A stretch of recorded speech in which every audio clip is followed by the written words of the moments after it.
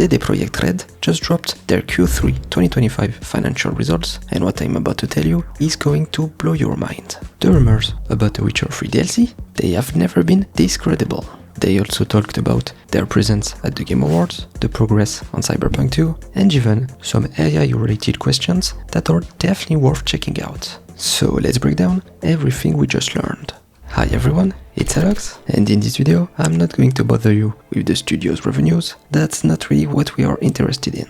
I've put all the links in the description if you want to check them out, of course. But we are instead going to talk about the Q&A session that took place featuring Michal Nowaczewski, the co-CEO of CDPR, and Piotr Nielubovic, the Chief Financial Officer. And they revealed some very interesting things.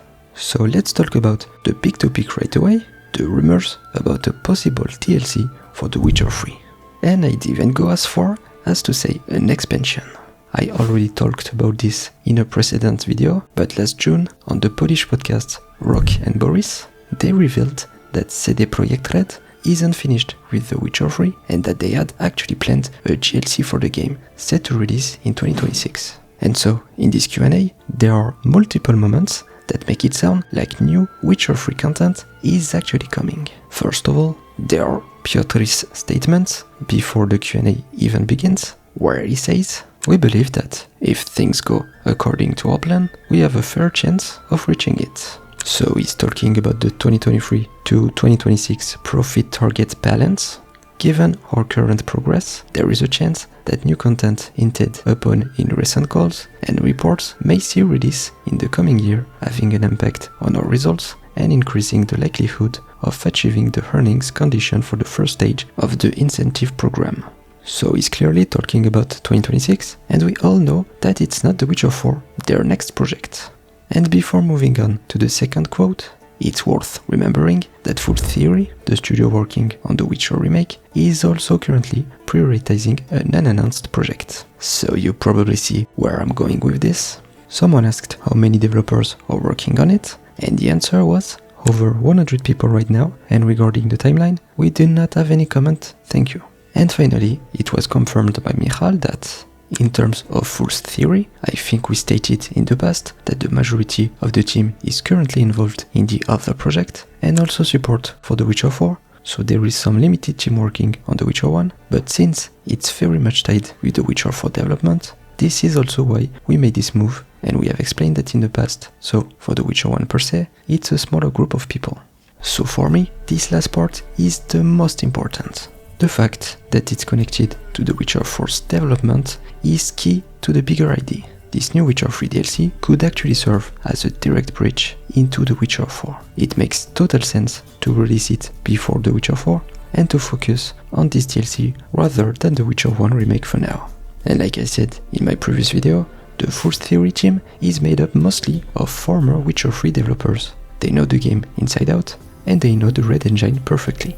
I don't know what you think about it, but I find it pretty incredible. People aren't talking enough about the fact that we might be getting a DLC, possibly even a full expansion for The Witcher 3. This would also line up perfectly with mod support coming to consoles in 2026. Now let's talk a bit about The Witcher 4 as well, because we actually got a lot of new information about that game too. The main info is that Michal Nowaczewski confirmed both in this Q&A and on his social media that the game, which is nominated at the Game Awards for Most Anticipated Game, will not bring any new content this year. And there's even another line in the group financial results highlights that clearly says, which comes despite the fact that we haven't kicked off the game's proper marketing campaign. And if you remember well, in an interview with Eurogamer back in November 2024, Michal made it very clear that he wanted to launch the full campaign roughly a year before the game's release. And since we know that 2026 won't be the year for The Witcher 4, it makes perfect sense that the studio doesn't want to release yet another trailer. But we have talked about the fact that the studio won't bring any new content for The Witcher 4 at the Game Awards, so what about The Witcher 3? Can you imagine if during the biggest night in gaming, CDPR dropped a trailer for a brand new expansion for one of the most awarded games of all time? I don't know about you, but personally, I love that idea. Let's not get our hopes too high, of course, but it's always nice to hope. Now let's talk about Cyberpunk 2. The Boston studio, which opened just 2 years ago, is leading the development. The team has grown to 135 developers, up from 116 back in July.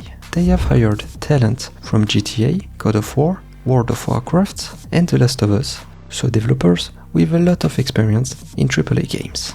And that studio is expected to double in size over the next 2 years, as you can see on this graph. But, and this is important, Cyberpunk 2 is still in pre-production, and they are not even close to finishing that phase yet. So in short, don't expect this game anytime soon. I know you are as excited to play it as I am, but let's give them the time they need. Let's wrap up with a few quick pieces of information we have received, and they are pretty significant. The Cyberpunk TCG will indeed be a physical game, not a digital one, and this was confirmed by Michal. He said, and I quote, "This is a physical collector's card game, a TCG, it's not a video game project." So yeah, I was wondering about that in my last video, and even if it was very likely to be physical, now we know for sure. Cyberpunk 2077 has sold 35 million copies, so more than The Witcher 3 in the same time frame. It's honestly incredible to see the game still performing this well. The Mac and Switch 2 versions definitely helped boost the sales, but especially the physical Switch 2 edition, which, according to CDPR, is selling extremely well. Michal also answered a question about the use of AI in video games, and he was very clear about it. He said, "And as for reducing headcount thanks to AI, I don't imagine that. Our usage of AI is mainly in the productivity areas, and that's where we see the largest benefits of that. The benefits are real, they are meaningful, but it's not a situation, and I'm unaware of such a situation where AI could sit down and make games. That's our take. It doesn't mean it's gonna be useful, but it's not gonna be making The Witcher 5 or 6 or anything like that." So again, a big W for the studio. The gaming industry already faces constant waves of layoffs, and job replacing generative AI would only make the situation worse. And on top of that, you're making RAM prices go up. For fuck's sake. Michal also reassured everyone that the next Witcher games will indeed release within a 6-year window. He said, and I quote, "In a way, yes, I do believe that further games should be delivered in a shorter period of time. As we had stated before, our plan still is to launch the whole trilogy within a 6-year period, so yes, that would mean we would plan to have a shorter development time between The Witcher 4 and The Witcher 5, between The Witcher 5 and The Witcher 6, and so on. Of course, those 6 years take the release of The Witcher 4 into account, so if the game comes out in 2027, we are looking at a timeline up to 2033. And we got nothing new for Ador or Sirius, also known as The Witcher Remake, except that the teams keep growing, which is a good sign. Alright, that's it for today's video. Let me know your thoughts on everything we talked about in the comments. Do you think CDPR really won't bring anything new to the Game Awards? I'm curious to see if you're hopeful too, and if you want more deep dives into CDPR news and lore, hit that subscribe button. Thanks for watching, and if you're interested in a Cyberpunk 2 theory video about the possible return of Johnny Silverhand, you might want to check this out.